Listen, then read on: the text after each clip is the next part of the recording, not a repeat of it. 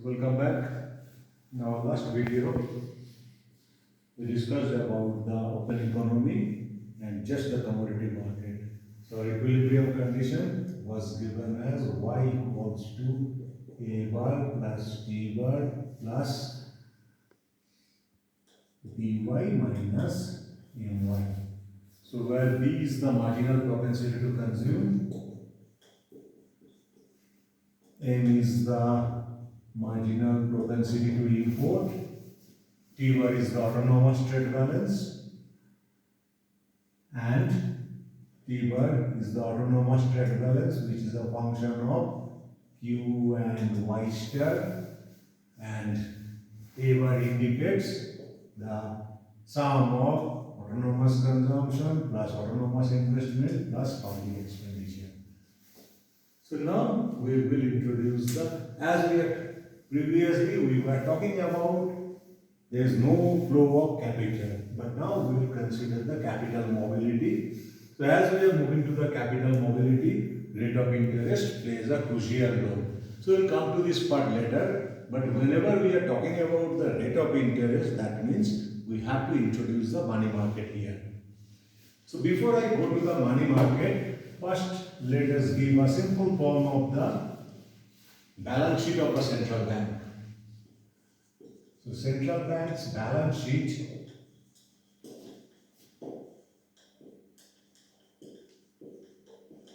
so there are two sides, the asset sides and liability sides. So in liabilities we have number one, cash or currency in the vault of central bank. Number two, the cash or currency held by public. And number three, the commercial bank's deposits at central bank.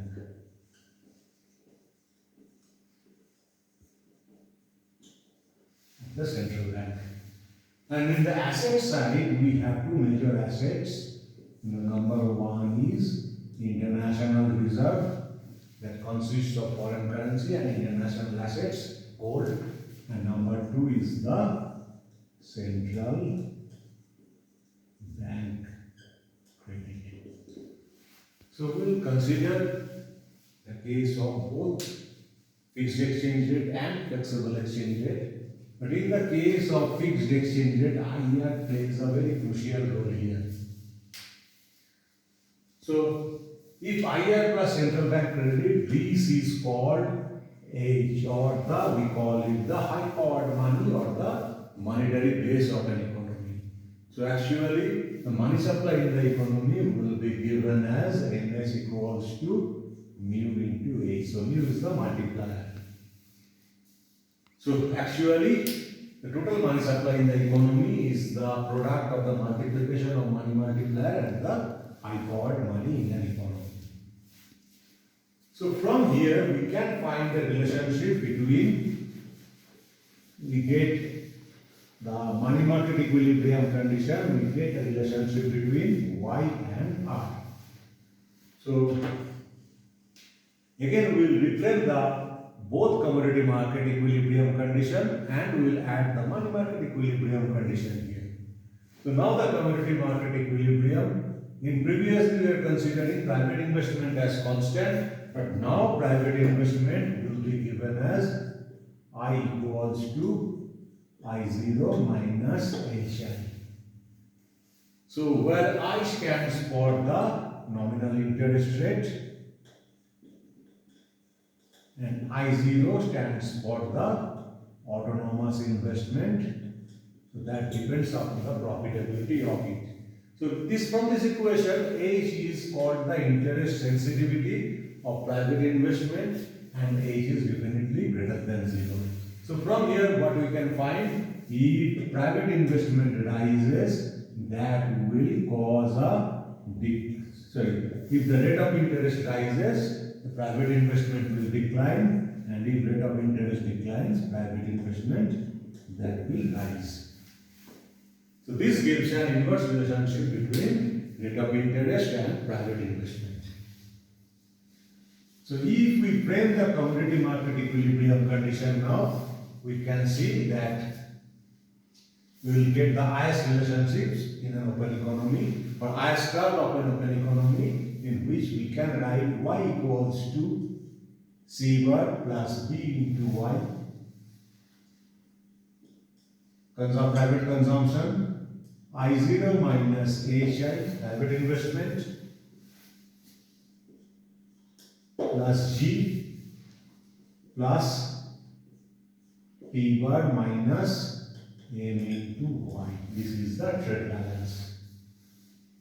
So if we set the equation, we can write Y equals to C bar plus I0 plus G plus P plus dy minus my minus hi.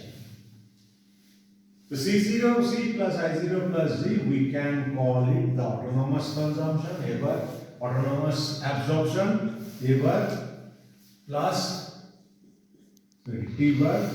So autonomous absorption plus autonomous trade balance, dy minus my minus hi. So if we take y in the left hand side, so we can write y minus dy plus my equals to T bar minus hi. So it exhibits y equal to 1 minus b plus my m, or we can simply write 1 minus b, that means what? B is the marginal propensity to consume, so 1 minus b equals to MPS, small s. So we can write s plus m into y equals to a bar plus t bar minus hi. So from here we find that an inverse relationship between rate of interest and the aggregate demand from the commodity market equilibrium. That is so the highest curve will be, we can show here a downward sloping highest curve, I and so we find a downward sloping highest curve in case of an open economy, just like a closed economy. So, and from here we can write that, so if we take hi equals to a bar plus p bar minus s plus n into y, or I equals to 1 divided by h into a bar plus t bar minus s plus n into y. So just I write the equation in the right side. So I 1 divided by h into a bar plus t bar minus.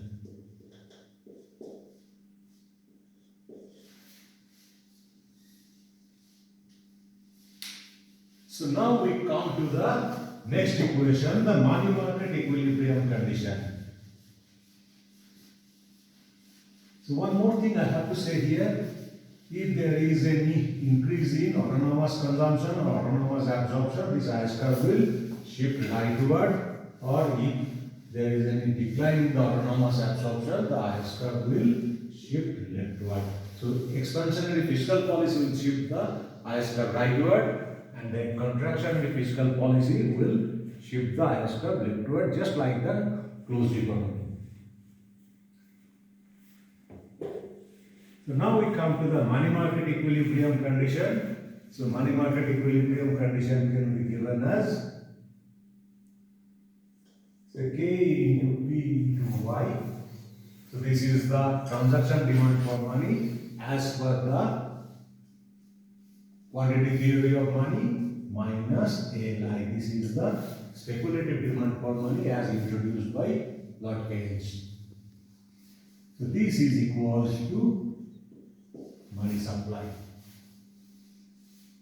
So from here one thing can be write, so minus LI equals to MS minus APY.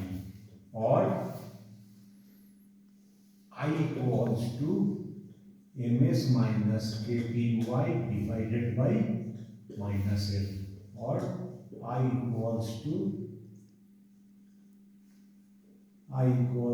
kpy, so 1 divided by L into kpy minus ms. So kpy stands for the transaction demand for money, ms stands for the money supply. So what we find here as y rises, I will rise. From the money market equilibrium condition, if the aggregate demand rises, then there will be a gap between demand for money and supply of money. So this excess demand situation will create an increase in, will cause an increase in the rate of interest. So we can show here the relationship between y and I. So this is our LM curve that exhibits a direct relation. Given the money supply, there is a positive relationship between rate of interest and aggregate demand in the economy. And what we see here, if MS, other things, if MS falls, the LM curve will shift rightward.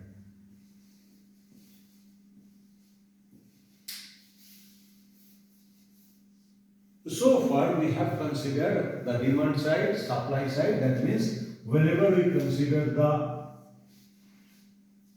IS curve, the intersection of IS and LM curves, we can find out this is the equilibrium condition. So by using these two equations, we can find out the equilibrium level of aggregate demand. So by using these two equations, what can we do? That A bar plus P bar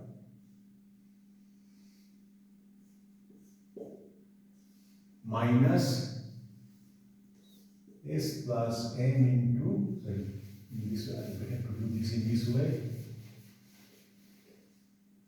So K into P into Y, 1 divided by L into K into P into Y minus MS equals to 1 by H into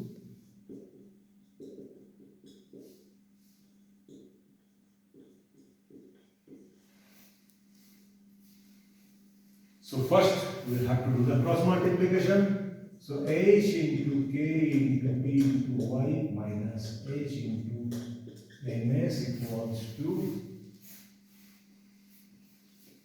L into A bar plus P bar minus L into A minus L into S plus. So let's take all the y components left hand side, H into KP, sorry,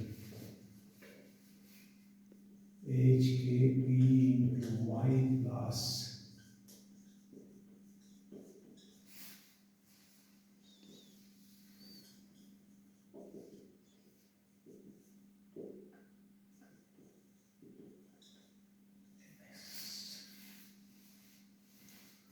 so if we take y as common, H into K into P plus L into S plus M equals to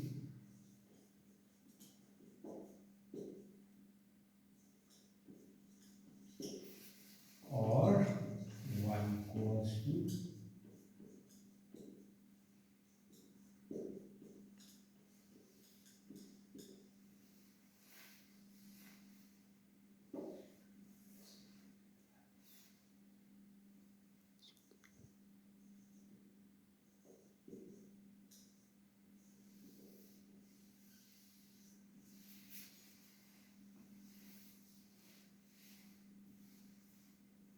so from here, what do we find?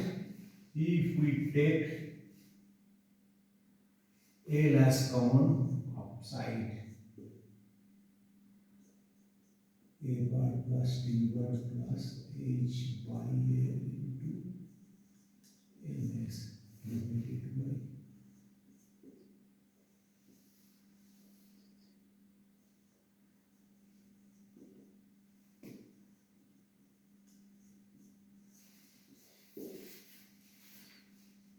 So what we see here, that the equilibrium level of national income or the aggregate demand is determined by, is directly related to the autonomous consumption, the autonomous trade balance and money supply, and it is inversely related to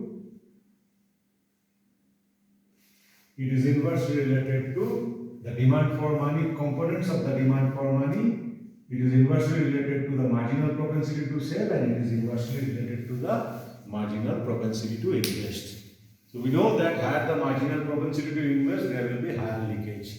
We know that higher the marginal propensity to save, higher there will be higher leakage in the economy. So aggregate, that will have dampening effect on the aggregate demand, and absorption has already. So here what we see, by using the y, if we plot the value of y in this equation, we will get the value of equilibrium rate of interest also.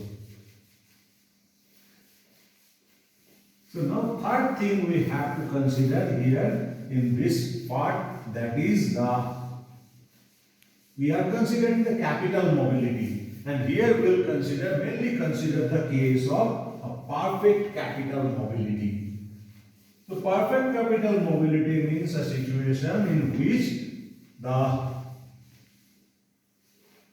in which perfect capital mobility is the situation in which we see that the global interest rate is I star. This is the global interest rate. So if the domestic interest rate is greater than I star, that means I will be greater than I star, then automatically there will be huge inflow of capital. So investors from outer world, they will be willing to invest in our country immediately. The equilibrium condition is that if I equals to I star, there will be no inflow or outflow of capital. If I is less than I star, there will be automatically huge outflow of capital. So we can show the equation like this, that this is y, this is I. So if we consider I equals to I star, that is the perfect capital mobility condition. So this curve will be perfectly elastic. So now if we consider an open economy with the inflow or outflow of capital, the trade balance will be given as T is a function of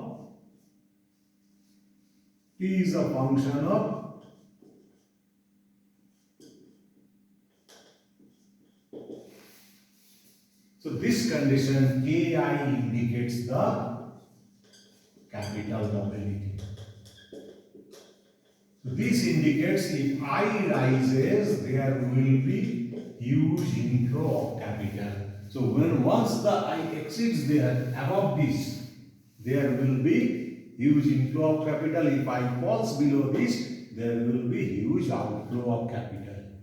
So to maintain the balance in capital inflow and outflow, our equilibrium condition should equilibrium rate of interest, that is derived by the interaction of commodity and money markets, that should fall to the international I star. So we can write here, this is y, this is I. So I equals to I star. The above the point, if rate of interest is above I star, global interest rate, then what we will find? We will find that economy will have a balance of payment surplus. And if it is below the global interest rate, the economy will face huge balance of payment deficit. So whenever the equilibrium is on this point, if we consider the external as well as internal equilibrium. So this point indicates three things. So it is the equilibrium level of aggregate demand and rate of interest determined by three markets. One is the commodity market, number two money market, and number three is the condition is BOP equals to 0. So considering these three conditions, we come at this point. So just remember, if we are starting with the fixed exchange rate regime. So if for any reason the equilibrium level of rate of interest determined by the interaction of commodity and money market is either greater than or less than it will be automatically reaching this point. So just if we see one point, that just consider this point when this is I equals to I star, but this is the equilibrium condition of commodity and money market. So this is the IS curve and this is the LM curve. We call it the TD curve. That means balance of payments equals to equilibrium. So this is I rate of interest, here Y, and we see that the equilibrium rate of interest I1 is greater than I star. So what does this point indicate? This is above the trade balance, sorry, BOP equals to 0. So I equals to I star indicates BOP equals to 0. So this interest is above the global interest rate, so there will be immediately huge inflow of foreign capital. So huge inflow of capital from outside. So what will happen if we see the foreign exchange market? So foreign exchange market condition will be just like this. So initially this was the equilibrium. There will be huge increase in the supply of foreign exchange. So in foreign exchange market there will be an excess supply situation will be created here. So what the central bank has to do?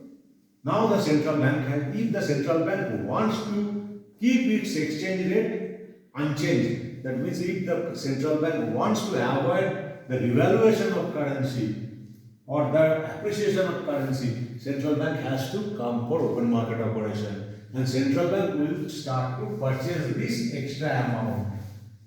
So whenever this extra amount will be purchased by the central bank, its stock of international reserve will increase, which will be reflected by an increase in the money supply in the economy. So LM curve will shift rightward, and this process will be continued unless the equilibrium reaches here. So opposite thing can happen also if we see that initially the economy is below this point. So this is the rate of interest. So domestic rate of interest is less than the global rate of interest. So it will cause a huge outflow of foreign currency. So this time we will find there is a sudden increase in the aggregate demand for foreign currency. So this will be excess demand will be created, and to fulfill this, central bank has to go for open market operation. So what will happen finally? The demand for money, the high powered money or the international stock of international reserve will deplete. There will be decline in the high powered money in the economy, or the monetary base will be weakened. So money supply will shift leftward. So this process is continued unless we reach at this point. So what we find here? We find here if there is any dispersion from this condition. So if the interest rate whenever we are subject to the perfect capital mobility, the domestic interest rate is above or below the global interest rate, the automatic adjustment mechanism will bring it back towards the global level I star. And now we'll come to the policy related to this. What type of policy can be adopted here to attain the internal balance? Because we did not adopt any policy to attain the external balance here, because that will be automatically achieved by the movement of capital. But our main objective is to adopt the policy to ensure the internal balance. So if we consider an economy which is suffering from unemployment or underemployment, what type of policy can be adopted by the central bank? And that is related to the Mundell-Fleming model. So we'll understand the Mundell-Fleming model from a demand side perspective under two cases, the perfect capital mobility and only the perfect capital mobility, but in case of a fixed exchange rate regime and the case of a flexible exchange rate regime. So now we are already working with the fixed exchange rate regime. So first let us see what will happen, what type of policy will be effective here. So this is the Mundell-Fleming model. There we have to understand here four propositions. So two propositions are related to fixed exchange rate regime and perfect capital mobility, and two other propositions are subject to the flexible exchange rate regime but perfect capital mobility. Then four propositions will be based on the perfect assumption of perfect capital mobility. So first proposition is that fixed exchange rate plus perfect capital mobility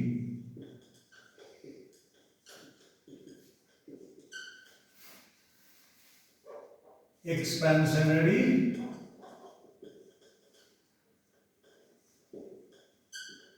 monetary policy, or expansionary contractionary also, expansionary monetary policy will be completely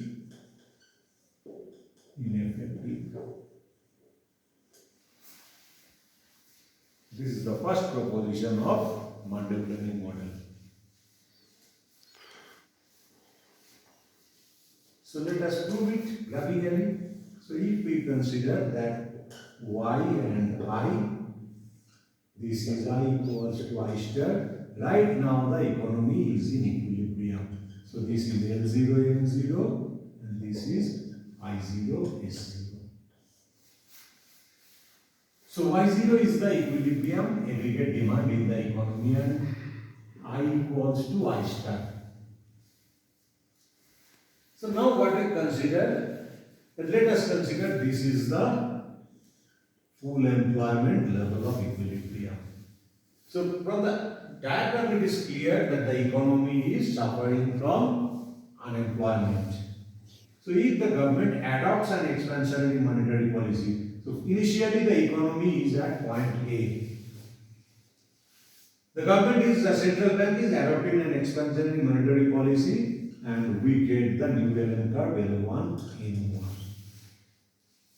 So initially what will happen in the economy? Definitely from here whenever we expand the money supply, the domestic market is subject to excess supply of money. So there will be a decline in rate of interest and economy will come to this point. To point B. When we see the rate of interest is I1, aggregate demand is Y1. So this point is if we see point B is below the BOP curve. So point B, that means right now the domestic interest rate is less than the global rate of interest. So here what we will find, there will be continuous outflow of capital. So in other words, what we see in domestic market, the demand for foreign exchange will increase.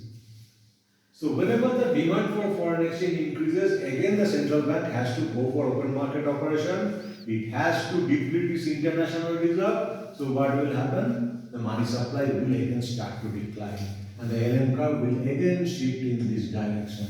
So finally, the equilibrium, the adjustment process will stop whenever the economy is again at point A. So what we find here?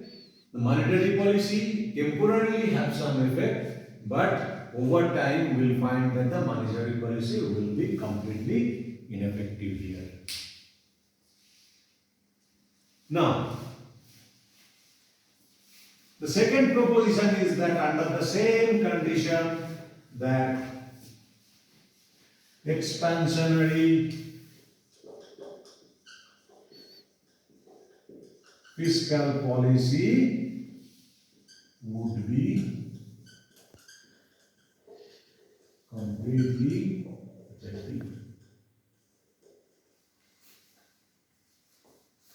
So again we start from here, the same position, I equals to I star. So initially the Y0 is the equilibrium level of aggregate demand. But actually YF is the full employment level. So somehow the government has to increase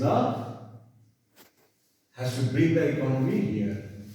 So if we consider that the government is increasing its public expenditure, so point A, so this is the I0, S0, this is our I1, S1, so L0, M0. So initially from the diagram it is clear that economy will move from point A to point B. So rate of interest will become I1, which is greater than the global rate of interest. So this increase in rate of interest above the domestic rate of interest is above the global rate of interest. That means it will create huge inflow of capital in the country. So foreign investors will be willing to invest here in this small country. So what will happen? Due to huge inflow in the foreign exchange market, there will be huge excess supply of foreign currency. And as it is a fixed exchange rate regime, the central bank has to purchase it. Go for the open market operation and purchase the foreign currency, foreign exchange in the open market. So what will happen? Central banks, international reserve stock will increase. And as the international reserve stock increases, the money supply will start to increase. So LM curve, initially the economy moves from point A to B, and after the open market operation, what will happen? The LM curve will shift here, and finally the economy will reach at point C, which indicates the full employment level of output. So monetary policy is completely ineffective, but fiscal policy is completely effective here. Now we come to the next part of Mundell-Fleming model, that is from the fixed exchange rate regime we drop the assumption and now we consider the third proposition, that is the floating exchange rate plus perfect capital mobility. So in the floating exchange rate and perfect capital mobility, just the opposite thing will happen. So here what we will find? We will find that the monetary policy will be effective, but fiscal policy will be completely ineffective.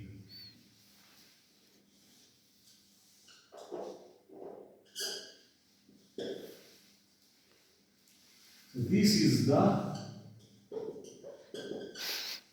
So let us consider again I, S,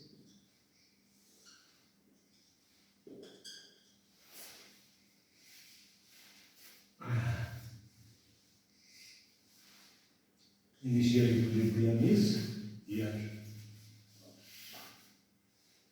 So let us consider that the government adopts an expansionary. So this is YA. So what type of equilibrium here? This is indicating an underemployment equilibrium. So now, if let us consider that the government is adopting an expansionary fiscal policy. First we are considering a case of a monetary policy. So here let us consider the government is adopting a monetary policy here. L1, N1. So initially what we see, this is I star, the domestic rate of interest falls below the global rate of interest. So what will happen? This will cause a huge outflow of foreign currency. So what will happen here? So this is the demand supply. Initially this is the exchange rate. Now what will happen? The demand for foreign currency will increase. And here the central bank will not come for open market operation. Central bank leaves it on the market, on the foreign exchange market, and the exchange rate will be determined by the interaction of demand and supply. So exchange rate will increase. And in our last part, we have already found that if there is a depreciation of the foreign currency, domestic currency, if there is a depreciation of the domestic currency in terms of foreign currencies, what will happen? Domestic goods will be more competitive in the global market, and foreign commodities will be dearer in our domestic market. So what will happen? There will have an expenditure switching in favor of domestic goods. So demand for domestic goods will increase. So indeed that way what will happen? The trade balance will improve. And as the trade balance improves, the IS curve will shift rightward from I0, I0 to I1. So this is initially A to point B, which shows a balance of payments a deficit, and due to this balance of payment deficit, there is the depreciation of domestic currency. The economy will first come from A to B and B to C. So monetary policy will be successful here to restore the full employment equilibrium. So this is the third proposition of the Mundell-Fleming model. When we consider only the demand side, that means commodity and money market equilibrium. Remember one thing, that we are not considering the supply side here. So here it is only considering the aggregate demand side. We are not considering the labor market. And fourth thing, that floating exchange rate and perfect capital mobility, it is fiscal policy will be completely ineffective.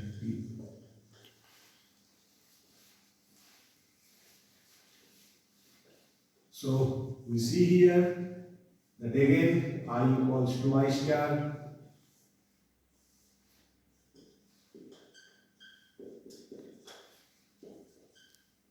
So under employment equilibrium,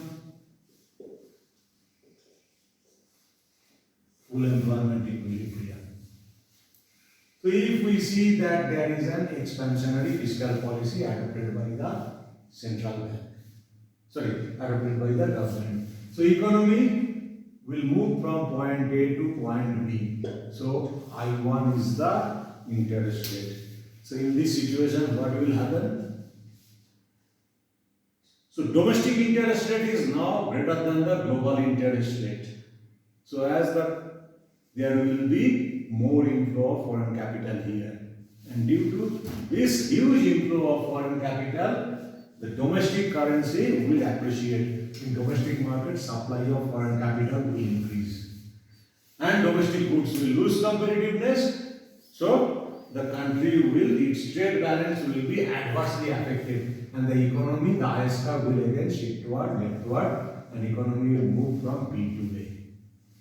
So that means if the change is initiated from the commodity market here, that will cause a huge effect on the country's trade balance. And so that means from the commodity market, any change is generated because of this capital mobility and flexibility of the exchange rate. This will create huge appreciation of domestic currency, and the competitiveness of domestic good will decline in the global market, and the trade balance will be affected. So this also happened. There is a famous global phenomenon which is called Dutch disease. So Dutch disease also happened like this. By selling the petroleum, Netherlands, after its North Sea after the discovery of North Sea oil stock, Netherlands made huge export of petroleum and earned the foreign currency. Huge export of petroleum, balance of trade improved, and due to that their currency appreciated, and their domestic industries lost their competitiveness in the global market, and that was a setback to their domestic industries. So this phenomenon is known as Dutch disease. The Dutch disease is related to the case of Mundell-Fleming model, in which we consider the floating exchange rate and perfect capital mobility. So these are the four propositions of Mundell-Fleming model under the condition of perfect capital mobility. So two are related to fixed exchange rate regime, and two are related to the floating exchange rate regime. But here only one thing we have to remember, we are considering only demand side. So we are considering the commodity market equilibrium, money market equilibrium, and balance of payment equilibrium. But we are not considering here the labor market or the supply side of the economy. So it can also be explained with the supply side of the economy, but that time we have to show it from the perspective of ADAS curves, not the ISLM curves. Okay, so that's all. Thank you.